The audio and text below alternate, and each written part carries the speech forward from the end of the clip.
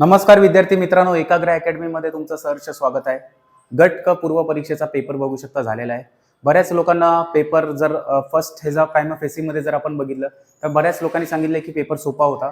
काही जे प्रश्न स्टॅटिकचे प्रश्न आले ते थोडंफार त्यांना अवघड वाटले, जसं करंट अफेअर्सचे असतील, इकॉनॉमिक्सचे काही कमिटी जे असतील आणि कुठेतरी आपल्याला लाडकी बहीण योजनेवर पण प्रश्न दिसला आणि लाडकी बहीण योजनेवर काहीतरी वेगळाच प्रश्न दिसला की डायरेक्टली त्याचा एलिजिबिलिटी विचारली की किती इन्कम मिनिमम पाहिजे तर मग त्यांना एलिजिबल ठरवलं जातं. मग असे काही प्रश्न आहेत की थोडंफार आउट ऑफ द बॉक्स थोडंफार प्रश्न राहिलेले आहेत. म्हणजे प्रत्येक सब्जेक्टमध्ये एक दोन प्रश्न असेच होते. गणितमध्ये पण आपण ते बघणार की ॲलॉईज आणि ह्याचा आलेला की रेशोचा जो प्रश्न होता की त्या दोघांना जर ॲलॉईजला मिक्स केलं तर पार्ट ए आणि पार्ट बी तर मग किती त्याचा रेशो बनणार आहे. मग तो कुठंतरी एक लेंथी प्रश्न होता. गणित जर ओव्हरऑल बघितलं की माझ्या हातात डी सेट आहे. ओव्हरऑल मी पण स्वतः परीक्षा दिलेली. मग गणित जे आहे ते ओव्हरऑल जे चांगले सायन्सचे बॅकग्राऊंड असतील आणि ज्यांचा गणित आणि मॅथ्स रिजनिंगवर थोडाफार पकड असेल त्यांना ऑलमोस्ट 15 प्रश्न आरामात जमलेले आहेत. म्हणजे 15 पैकी 15 ते येतील असे त्यांनी प्रश्न केलेले आहेत. ओव्हरऑल जर बघितलं सब्जेक्ट वाईज तर सायन्स आपल्याला गट ब मध्ये जसा सायन्स आला, राज्यसेवा पूर्व परीक्षामध्ये जसं सायन्स आला त्याच लाईनवर कुठेतरी सायन्स दिसला. वन लाईनरच प्रश्न दिसले आणि थोडेफार सोपेच होते सायन्सचे प्रश्न. म्हणजे 3-4 प्रश्न सोडले तर कुठेतरी 10 आरामात येण्यासारखेच प्रश्न होते. कारण ब्रासचा ॲलॉय विचारलेला हा 3 वेळा प्रश्न येऊन गेलेला आहे. त्याच्यानंतर ते मलेरिया इज कॉस्ट मॅलिग्नंट सबटर्शन मलेरियावर प्रश्न आलेला. त्याच्यानंतर मॅचलाइट जे ओर कसला आहे ते आपल्याला विचारलं गेलेलं होतं. मग असे जे काही जे प्रश्न आहेत की कुठेतरी बघू शकता की सायन्स पण थोडाफार इझीच होता. त्याच्यानंतर पॉलिटीचा आपल्याला कुठेतरी चेंज होताना दिसलाय पॅटर्न. तसेच इतिहास भूगोलला पण जो ट्रेडिशनल पॅटर्न होता त्याच्यामध्ये पण चेंज होताना दिसलाय. लास्ट टाइम पण जसं मी सांगितलेलं की पेपर सेटर ते आहेत ते चेंज झालेले आहेत, तसंच आपल्याला गट कचा पण पॅटर्न दिसला. पण लक्षात ठेवा की पोरांनी अटेम्प्ट मॅक्झिमम केला आहे. ऑफलाईनच्या विद्यार्थी लोकांना मी कनेक्ट झालो. बरेच लोक आपल्या ऑफलाईनमध्ये 50-60 स्टुडंट आहेत. तसेच ऑनलाईनचे जे आपले 150-200 लोक आहेत त्यांना सगळ्यांकडून डेटा मागवून घेतला आणि डेटा मागवून घेतल्यानंतर त्यांचा फर्स्ट ह्याच्यावर हेच आहे की ऑलमोस्ट म्हणजे 90% असे लोक आहेत की ज्यांचा 80च्या वरच त्यांनी अटेम्प्ट केलेला आहे. कारण मागच्या वेळेला जे फर्स्ट अटेम्प्ट वाले होते त्यांचा पण बघू शकता 60-65-70च गट ब मध्ये अटेम्प्ट झालेला आणि कुठेतरी पेपर लेंथी होता. हा पेपरचा पण बघू शकता लेंथ 40 पानाचीच होती. पण पेपर जे होता की वन लाईनर जास्त होते, मल्टी लाईनर्स होते, पण मल्टी लाईनर्स एलिमिनेशन टेक्निकनी सॉल्व्ह होत होते. म्हणून कुठेतरी बघू शकता की हे प्रत्येक ह्याचा कट ऑफवर कुठं ना कुठेतरी परिणाम होणारच आहे. आणि वॅकन्सी वाढ आणि हे सगळं आपण आज डिस्कस करणार आहोत. ओव्हरऑल हे तर फक्त फर्स्ट डिटेल आहे. अजून आन्सर की बघू शकता की स्ट्रेट फॉरवर्ड प्रश्न होते. म्हणून जे बरेच क्लासेसचे आन्सर की असेल, आपली आन्सर की असेल, त्याच्यात काही जास्त आपल्याला काही चेंजेस होताना दिसणार नाहीयेत. शक्यतो 1-2 प्रश्नांवर थोडाफार इश्यू होऊ शकतो. बाकी सगळं आहे तसेच राहणार आहेत. 14 फायनान्स कमिशन जे वाय व्ही रेड्डीवर प्रश्न होता ते पण म्हणजे ओव्हरऑल जर बघितला पेपर तो इझीच होता. मॉडरेट फक्त आपण बघू शकता. डिफिकल्ट तर काहीच नव्हता. डिफिकल्ट जर 1-2 प्रश्न जर तुम्हाला वाटलं असेल जे फर्स्ट अटेम्प्ट वाले त्यांना थोडाफार डिफिकल्ट वाटेल. पण जे ऑलरेडी जे सिनियर स्टुडंट आहेत ज्यांनी ऑलरेडी 2-3 अटेम्प्ट दिलेले आहेत आणि ज्यांचा PYQ वर थोडाफार पकड आहे त्यांचा बघू शकता की इझीच गेलेला आहे पेपर. मॉडरेट पण नाही बघू शकता. थोडं 10-15 प्रश्न मॉडरेट पकडलं तर कुठेतरी 80-85 प्रश्न इझीच होते.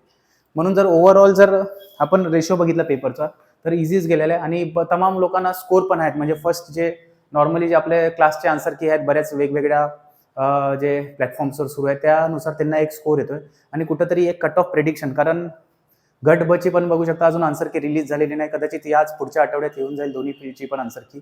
आणि मग कुठेतरी काही लोकांना गट ब डिफिकल्ट गेली आणि गट क मध्ये कुठेतरी त्यांना चांगला स्कोर येताना दिसतोय. म्हणून लक्षात ठेवा की असं लास्ट टाइम पण मी जे प्रेडिक्ट केलेलं ते फक्त प्रेडिक्शन होतं की तोच कट ऑफ लागेल, हाच कट ऑफ लागेल. हे तर मी म्हणजे आम्ही काही गॅरंटी पण नाही देते. जस्ट फॉर द आपले ऑनलाईनचे विद्यार्थी असतील, ऑफलाईनचे विद्यार्थी असतील असे कन्फ्युज झाले आहेत की अभ्यास काय करू. 31 मेचा अभ्यास करू, 12 जूनचा करू, 14 जुलैचा करू, म्हणजे पुढच्या वर्षीच्या कंबाईनचा करू की आत्ताचा मेन्सचा करू. कारण मग सरळ सेवेच्या पण परीक्षा येणार आहे. नगर परिषदची पण बघू शकता ऍड पडणार आहे. आपल्या इलेक्शनच्या आपलं आचारसंहिता संपल्यावर नगर परिषद आणि तलाठी ह्या 2 भरती एकदम डायरेक्टली आपल्याला येताना दिसणार आहेत. मग स्टुडंट लोक पण संभ्रमात आहे की आपण आता केलं काय पाहिजे. मग त्याच अनुषंगाने कुठेतरी एक कट ऑफ प्रेडिक्शन आणि सेफ स्कोर आहे की तुम्ही मला वाटतं की कट ऑफच्या भांगडीत न पडता सगळ्यांनी थोडंफार 1-2 महिना मराठी इंग्रजी केलं पाहिजे आणि त्याच्यानंतर मग कुठेतरी 3 महिना राहतो तिथं परत प्रिलिम्सचा अभ्यास करा. कारण मार्चच्या बघू शकता पहिल्या दुसऱ्या आठवड्यापर्यंत आपल्याला कुठेतरी रिझल्ट येताना दिसेल. म्हणून चला लक्षात एक करून थोडंफार कट ऑफचा डायरेक्टली अंदाज लावण्यापेक्षा थोडाफार जो डेटा आमच्याकडे आला त्या अनुषंगाने आपण कुठेतरी प्रेडिक्ट करण्याचा प्रयत्न करू. हाच कट ऑफ लागेल आत्ताच सांगतोय की गॅरंटी नाही. हे जस्ट आम्ही फक्त लास्ट इयर पण मी ग्रुप सीचा कट ऑफ प्रेडिक्शन केलेला की 48च्या 52च्या मध्ये जे स्कोर आहेत त्यांना क्लिअर होण्याचे चान्सेस आहेत आणि 48 पॉईंट कुठेतरी 75 आपल्याला कट ऑफ लागताना दिसला. राज्यसेवेचा पण बघू शकता की या आठवड्यात रिझल्ट येईल. गट ब चा पण मी प्रेडिक्ट केलेला आहे. गट ब चा जी रेंज घेतलेली आहे ती मोठी घेतलेली आहे, कारण पहिल्या डेटामध्ये भरपूर सारा इश्यू झाला आणि आयोगाची आन्सर की रिलीज नाही झालेली आहे. तसेच आयोगाची सेकंड आन्सर कीनी तिथं परिणाम होण्याचे भरपूर चान्सेस आहे, म्हणून कुठेतरी रेंज पुढे घेतला, कारण जागा वाढ होणार आहे की नाही गट ब मध्ये ती शुअरिटी नाही आहे, पण गट क मध्ये शुअरिटी आहे. त्याच्या संदर्भात बघू शकता मी एक हे पण दाखवतो प्रूफ. तर पेपर कसा होता ओव्हरऑल, तर लक्षात ठेवा इझीच होता. No doubt paper was easy only. ज्यांना डिफिकल्ट घेतलाय पेपर मला वाटतं त्यांना आत्मचिंतन करण्याची गरज आहे, कारण जर तुम्हाला हा पेपर डिफिकल्ट गेला असेल तर गट ब चा पेपर तर मला वाटतंय मग तर ॲस्ट्रो सायन्स लेवलचा मग तुम्हाला वाटणार. मग ह्या पेपरला मी इझी मध्येच टाकतोय. 80% इझीच होता पेपर आणि 20% मॉडरेट मी टाकतो. 20% आता मॉडरेट मधले कुठले प्रश्न, इतिहासाचे 2-3 प्रश्न होते, तसेच भूगोलचे बघू शकता की ट्रिब्युटरीजवर आलेत आणि राईट बँक ट्रिब्युटरी यमुनाचे जे आहेत, जे चंबल दिलेले केन बेटवा, ते कुठेतरी मॉडरेट लेवलचा प्रश्न होता, कारण भारताचा भूगोल शक्यतो आपण वाचत नाही. त्याच्यानंतर इकॉनॉमिक्स गट ब मध्ये सोपा आला, पण गट क मध्ये कुठेतरी मॉडरेट करून टाकला. मॉडरेट म्हणजे दिसताना प्रश्न सोपे होते, पण बरेच सारे कमिटी, योजना आणि योजनांचे ऑब्जेक्टिव्ह कुठले नाहीये. तसेच एसडीजी गोल्स जी मी लाईव्ह मध्ये भरपूर वेळा सांगितलं की एसडीजी गोल्सवर एक प्रश्न फिक्स येईल. डायरेक्टली त्यांनी आकडा सोपच प्रश्न विचारला की 17 एसडीजी गोल्सवाला. कुठेतरी मग इकॉनॉमिक्स आपल्याला मॉडरेट दिसला. सायन्स पण कुठेतरी टप्प्यात होता, म्हणजे 15 पैकी 7-8 मार्क असं बसतील, तसेच सायन्स होता. मॅथ्स जे होता इथं मॅथ्स कुठेतरी मोठा गेम चेंजर ठरणार आहे, मॅथ्स रिझनिंग, कारण ऑलमोस्ट मागच्या ग्रुप बीच्या पेपरला टाइम मॅनेजमेंट जमला नाही आणि कुठेतरी जो ॲव्हरेज अटेम्प्ट राहिला महाराष्ट्राच्या स्टुडंटचा 7-8 प्रश्नच होता मॅथ्सचा. ॲव्हरेज बोलतोय ॲव्हरेज. बरेच कमी लोक आहेत की 12च्या पुढे गेलेत आणि असे फक्त 5-6 प्रश्नच करून आले मॅथ्समध्ये त्या टायमाला. पण आजच्या पेपरला, हा ग्रुप बीचं सांगतोय, आजच्या पेपरला जो ॲव्हरेज आहे मॅथ्सचा तो 12-13 प्रश्नांवर गेलाय, ॲव्हरेज मी सांगतोय. आणि जे चांगले विद्यार्थी आहेत की जे नेहमी मेन्सला कुठल्या तरी वर्षातली एक मेन्स देत आहेत, त्यांनी तर 15+ आणि 15 असे केलेत. मी बऱ्याच लोकांना पण विचारलं की त्यांचं ॲक्युरेट 15 येत आहेत, कुठेतरी ज्या आन्सर कीनी येत आहेत. आणि मॅथ्सचे आन्सर की शक्यतो बदलत नसते, कुठला तरी कॉन्ट्रोवर्शियल प्रश्न असेल तरच बदलते, पण जर ओव्हरऑल बघितला तर 15+ हे झालेलं आहे आणि इझी हे राहिलेलं आहे. आणि जो ॲव्हरेज अटेम्प्ट पण आपल्याला दिसतो की 80 to 90च्या मध्ये दिसतोय. काही लोकांनी 100 पण करून आले. 100 कुठल्या हिशोबाने केले मला पण नाही माहित. Actually 90 it's an ideal attempt. Yes, cut ऑफवर ह्याचा भरपूर परिणाम होणार आहे, लक्षात ठेवा, कारण पेपर सोपा आला, वॅकन्सी असेल, त्या हिशोबाने कट ऑफवर भरपूर मोठा परिणाम होऊ शकतो. तर तेच आपण डिस्कस करणार आहोत. हे काय ॲक्युरेट सांगत नाही, पण लक्षात ठेवा की अजून एक आहे जे की जे 2026 ची तयारी करतायत त्यांच्यासाठी बघू शकता की एमपीएससी कंबाईन 2026 ची बॅच जी आपण लॉन्च करत आहोत, म्हणजे परवापासूनच 13 जानेवारी ते 17 जानेवारी ऑनलाईन ऑफलाईन असणारे, एक आठवडा पूर्ण फ्री डेमो चालणार आहे. मराठी माध्यमातून नोट्स असतील, मराठी माध्यमातून बॅच असेल, ही सर्व चालणार आहे. प्रत्येक संडेला टेस्ट सिरीज होणार आहे. मग तुम्ही कोण इंटरेस्टेड असाल, ऑफलाईनमध्ये जर तुम्हाला व्हिजिट करायचे असेल तर आपला दादर वेस्ट आणि बोरिवली वेस्टला सेंटर आहेत, तुम्ही डायरेक्टली येऊन ऑफलाईन व्हिजिट करू शकता. अधिक माहितीसाठी जे नंबर आहे त्याच्यावर संपर्क साधा. तर आपण परत येऊ टॉपिकवर. चला, मागच्या वर्षीचं थोडंफार अनालिसिस करू की काय प्रकार होता, कारण डायरेक्टली कुठला पण आकडा मी बोलणार 50, 60, 70 ते काय हे नाहीये. कुठला तरी आपल्याला रेफरन्स पकडून बघा, कट ऑफचा अंदाज बघा, आपण काय एकदम हे नाही, आयोग नाही की एकदम ॲक्युरेटली सांगणार, पण असं काहीतरी संभ्रमात असतात स्टुडंट आपले भरपूर सारे की अभ्यास करायचा की नाही, मराठी इंग्लिशचा जे अभ्यास आहे ग्रामरचा ते सुरू करायचा की नाही, असे भरपूर विद्यार्थी आहेत. बघा, काही लोक विद्यार्थी स्वतःला सानं समजत असतील, मग कमेंटमध्ये बघू शकता त्यांचे जे आई वडिलांचे संस्कार आहेत ते आपल्याला कमेंटमध्ये दिसतातच, पण त्या सगळ्यांना इग्नोरच करायचे, कारण आपल्याला नेहमी बघू शकता की आयुष्यात 2च इश्यू असतात, प्रॉब्लेम्स असतात आणि सोल्युशन असतात. आपल्याला सोल्युशनवर आपण फोकस जास्त करूया. प्रॉब्लेम्सवर डिस्कस करता अजून प्रॉब्लेम्स वाढत जाणार, म्हणून सोल्युशनवर आपला नेहमी फोकस पाहिजे. आणि आयोगाचे एक्झाम पण आपण त्याच्यासाठीच देतोय की आपण आयोगात कुठेतरी सोल्युशन शोधायला जातोय. प्रॉब्लेम्स भरपूर सारे आहेत आपल्या कमिशनमध्ये पण, महाराष्ट्र राज्यात पण कुठेतरी आपल्याला सोल्युशन शोधायलाच आपल्याला ह्या सगळ्या परीक्षा क्लिअर करायचे. तर लक्षात ठेवा की 2-3 इफेक्ट असतो. एक तरी पेपरचा लेवल, कट ऑफवर जे इफेक्ट करणारे आहेत. सेकंड आहे की वॅकन्सी. तिसरा जो सर्वात महत्वाचा आहे की अटेंडन्स पण कुठेतरी गट ब मध्ये जास्त दिसला, गट क मध्ये होता नाही. 24 पैकी माझ्या ह्याच्यात फक्त 13 लोक आलेले, म्हणजे 50% कुठेतरी मला ह्याच्यात अटेंडन्स दिसला. ओव्हरऑल सेंटरचा आकडा तर मला भेटलेला नाही, पण बाकीच्या लोकांना पण विचारलं, त्यांचं पण कुठेतरी हेच आहे की त्या 24 मधले 5-10 ऍबसेंट होतं बऱ्याच ठिकाणी, म्हणून ते पण एक ओव्हरऑल आहे.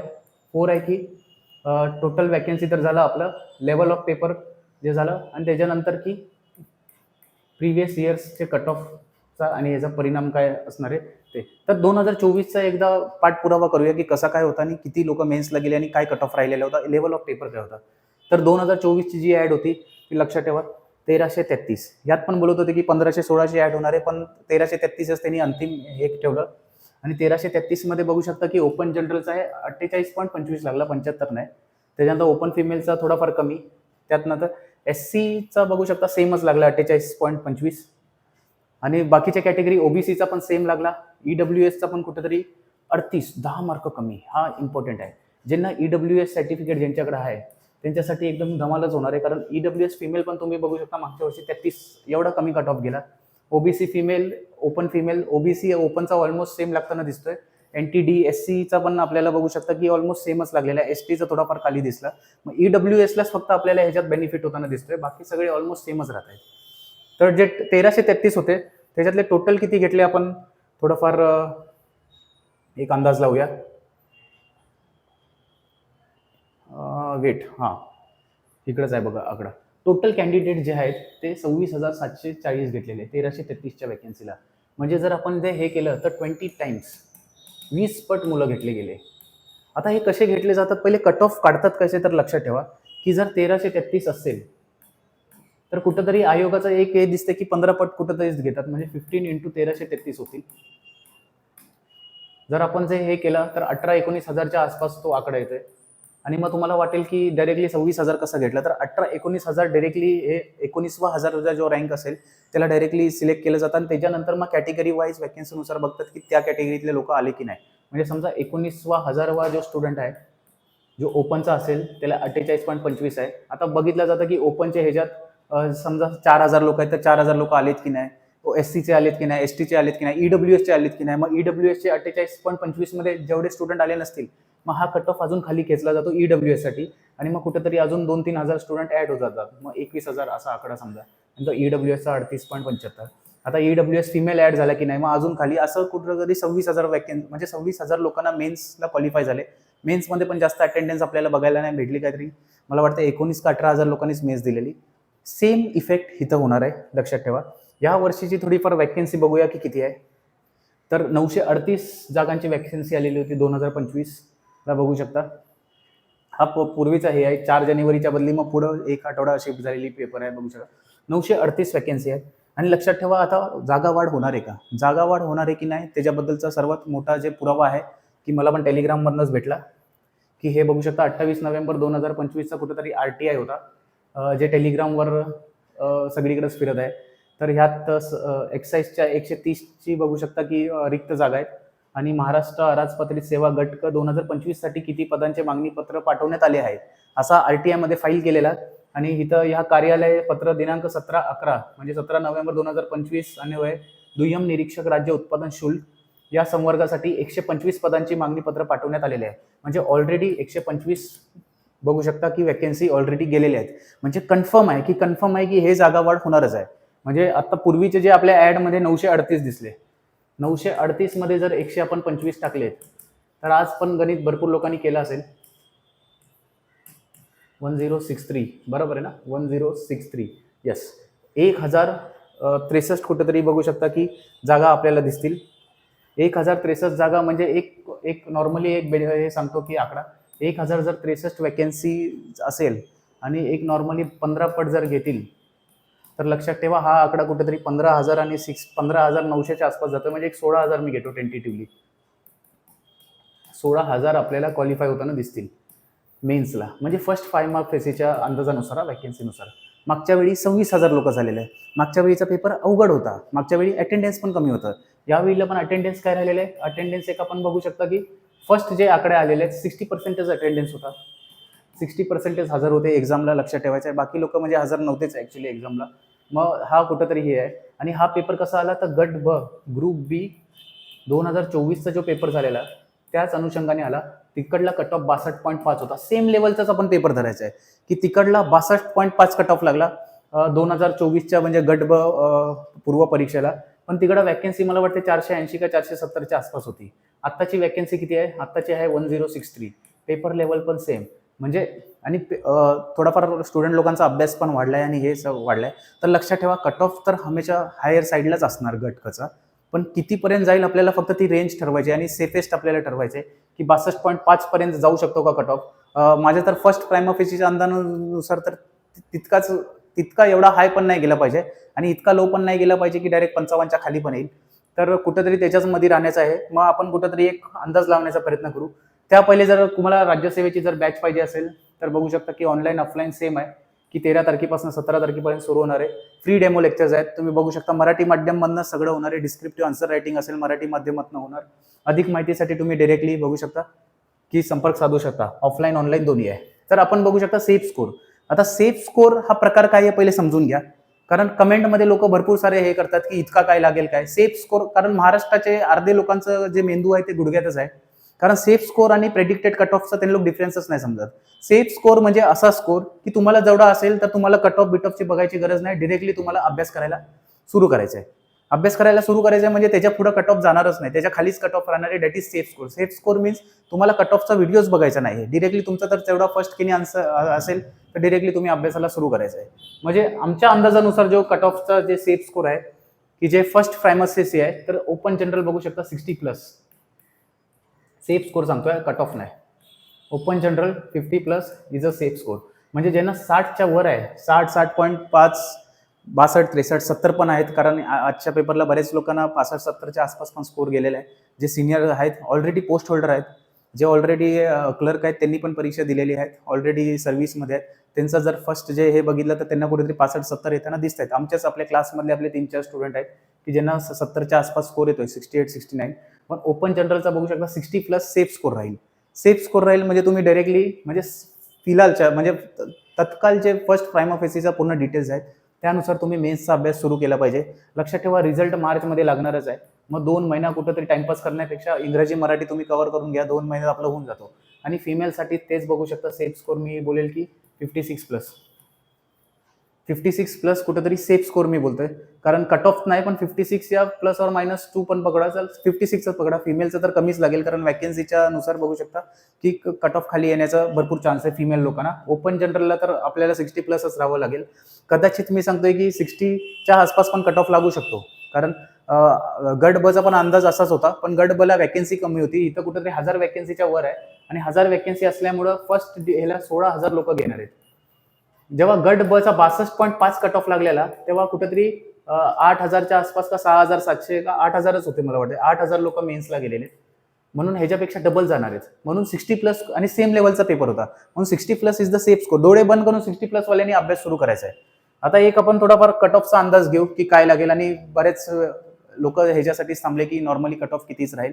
आता ह्या कट ऑफला आम्ही हे करत नाही. दिस इज जस्ट जेवढा अनुभव आहे आमच्या या क्षेत्रात आमचे सगळे प्रोफेसर असतील तसेच माझा अनुभव असेल मागच्या 5-6 वर्षात. कारण गटकची मेन्स मी मागच्याच वर्षी दिली, ब ची पण दिली, त्याच्यानंतर आपली इलेक्ट्रिकल इंजिनिअरिंगची पण मेन्स दिली. आता पण राज्यसेवेमध्ये बघूया की स्कोर आहे की तिथून क्लिअर होते की नाही.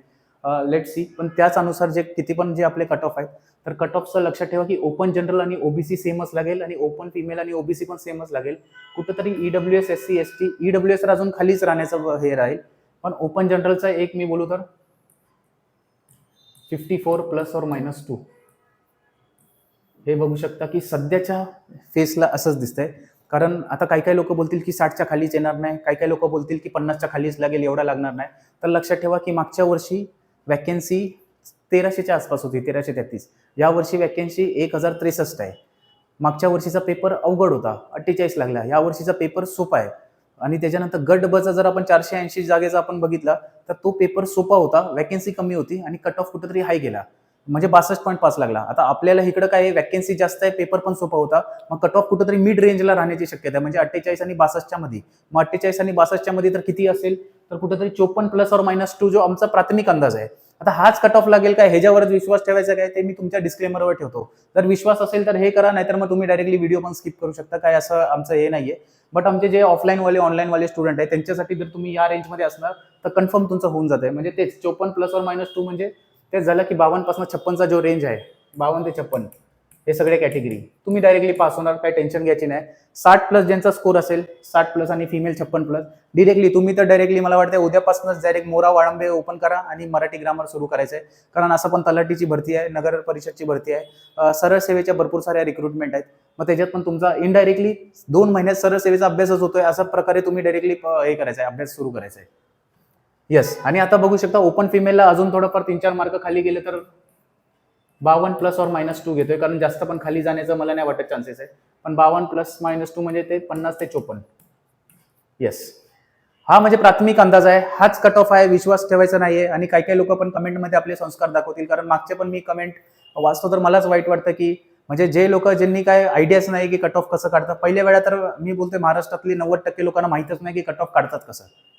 म्हणजे काय, म्हणजे आयोगाचा पॅटर्नच काय कट ऑफ काढायचा. ओव्हरऑल वॅकन्सीच्या 15 पट डिरेक्टली घेतली जातात तिथं, त्याच्यानंतर मग हॉरिझॉन्टल आणि व्हर्टिकल आरक्षण बघितलं जातं की तेवढे स्टुडंट आलेत की नाही. म्हणून कधी कधी आपल्याला दिसतं की 12 पट घेतले, कधी कधी 15 पट स्टुडंट घेतले, कधी कधी आता मागच्या घटकामध्ये 20 पट घेतले. या टायमाला पण माझा अंदाज आहे की 20 टाइम्सच घेतील, कारण आपल्याला माहिती आहे की गट क्लर्क असेल, टॅक्स असिस्टंट असेल, तिथं आपल्याला टायपिंग स्किल टेस्ट असते आणि तिथं कुठेतरी 3 टाइम्स स्टुडंट कुठेतरी घेतले जातात. म्हणून इट इज हायली चान्सेस की 20,000 लोकांच्या आसपास मेन्सला जातील. आणि 20,000 लोकांना जर घेतलं तर मग 55च्या खालीच राहण्याचा चान्सेस आहेत. म्हणजे 52 आणि 55च्या आसपासच राहू शकतो कट ऑफ हा. लक्षात ठेवा. SC ST जे हे आहे त्याच्यासाठी पण बघू शकता. EWSचं तर मी सांगेल की 50, EWS साठी सेपरेटच सांगतो की 50च, 50 ± 2 पकडा. आणि कुठेतरी SC ST पण मला वाटतं की 51 ± 2 पकडा, कारण मागच्या वेळेला SC आणि STचं तर सेमच कट ऑफ लागलेला आहे. कारण वॅकन्सी थोडंफार व्हर्टिकल आरक्षण त्यांच्याकडे कमी होते आणि मग ते ओव्हरऑल जे फर्स्ट 16,000 मध्येच ते आलेले होते. म्हणून कुठेतरी आपण 51चं तेच रेंज पकडू की कुठेतरी 49 पासून 53 पर्यंत हे सगळ्या कॅटेगरीचा. आणि तेच फिमेलला बघू शकता की फिमेलला 50 ± 2 देतोय. येस, म्हणजे 48 ते कुठेतरी 52 पर्यंतचा. आणि जे EWS फिमेल असतील मला वाटतं की 45 प्लसच लागेल आणि 50च्या खालीच लागेल असा अंदाज आहे. प्राथमिक जे मागच्या वर्षीचे कट ऑफ बघितला की 10 मार्काचा कुठेतरी डिफरन्स आपल्याला दिसून येतो. जर सेम लेवलला काढला तर मग कुठेतरी 45च्याच आसपास निघायला पाहिजे, कारण EWS फिमेलमध्ये जास्त ऍप्लिकेशन्सच नाहीयेत. म्हणून EWS फिमेल असेल, मेल असेल, कुठेतरी आपल्याला जास्त दिसताना येते. आता SC BC असेल, मराठा आरक्षण, ते आपण जनरलमध्येच पकडू की जास्त डिफरन्स येणार नाही, सेम येणार आहे. मग हा आपला कुठेतरी प्राथमिक अंदाज आहे. हाच कट ऑफ लागेल काय हे मी गॅरंटी घेत नाही. ज्यांना व्हिडिओ स्किप करायचा असेल त्यांनी डायरेक्टली स्किप करू शकता. पण जे प्रिव्हियसली जे अंदाज मांडले आणि कुठेतरी त्यांनी वेळेवर कुठेतरी अभ्यास सुरू केला त्यांच्यासाठी हा रेफरन्स कट ऑफ आहे. आणि ज्यांना म्हणजे काही डाऊट असेल तर तुम्ही डायरेक्टली फोन करू शकता. फ्री मेंटरशिप आपला अवेलेबल आहे आणि बाकीचे जे सगळे तुमचे डाऊट असतील ते सॉल्व्ह करण्यात येतील. आणि अशाच बघू शकता अजून काय काय अपडेट असेल त्याच्यासाठी असंच तुम्ही चॅनलला लाईक करा, शेअर करा, सबस्क्राईब करा. बाकी काही इश्यू असेल तर तुम्ही डायरेक्टली कमेंटमध्ये सांगू शकता. आम्ही लवकरात लवकर बघू शकता विथिन 24 आवर्स तुम्हाला कमेंटमध्ये रिप्लाय करू. येस, तर आज आपण इथंच थांबूया. बऱ्याच लोकांना पेपर चांगलाच गेलाय. तुम्हाला सर्वांना मी शुभेच्छा देतो मेन्ससाठी. जय हिंद, जय महाराष्ट्र.